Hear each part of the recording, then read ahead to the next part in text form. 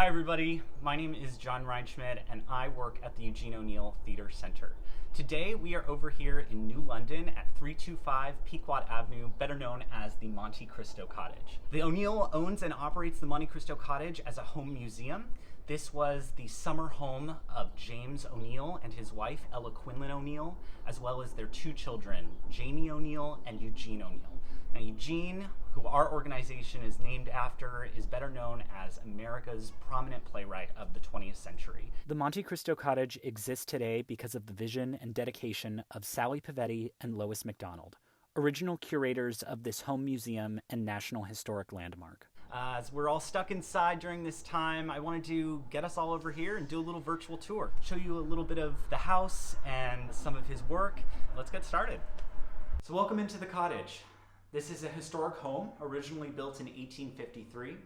It was purchased by James O'Neill in 1880. James was an immigrant from Ireland who came to America and became a Shakespearean actor. He was classically trained, and through some luck, he purchased the rights to The Count of Monte Cristo, which he performed for the majority of his career. At the height of his career, he was making somewhere between $30,000 to $40,000 a year, which was a small fortune. So what he did with all that money is he purchased property here in New London, Connecticut, which was a burgeoning seaside resort.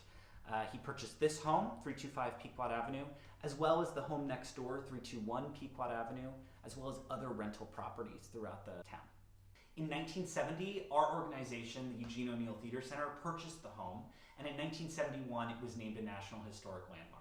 Because of that, we have all of this original infrastructure, beautiful hardwood flooring, the windows with all of the original caulking, this staircase that was rebuilt, huge newel post, and my favorite part, these pocket doors. Really cool stuff that you don't really see anymore. So moving through here, we enter the front parlor, which is where they would have entertained. However, they were Irish, they were Catholic, and they were actors, which is 3 strikes against you in puritanical New England. Most of the furniture is not original to the house, although it is period. However, there are some things original to the family. All of this tile work that you can see, it's pink, is original to the house. Above the mantle are the portraits of James O'Neill, the patriarch of the family, as well as his wife, Ella Quinlan O'Neill.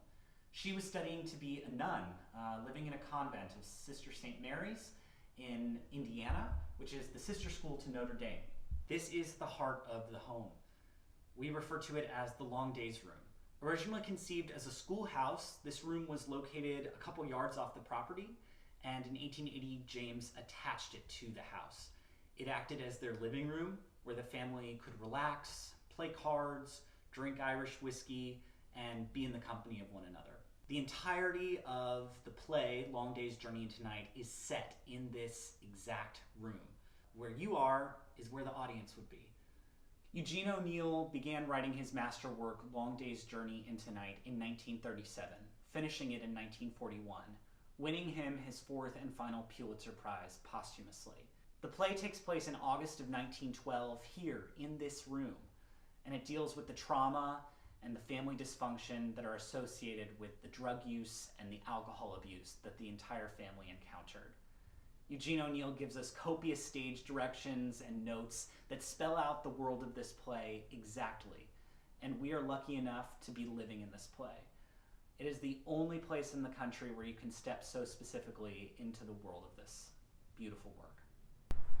Thank you so much for joining me today on the tour. There's a lot more to see inside the house, and I hope that you can join us here this summer.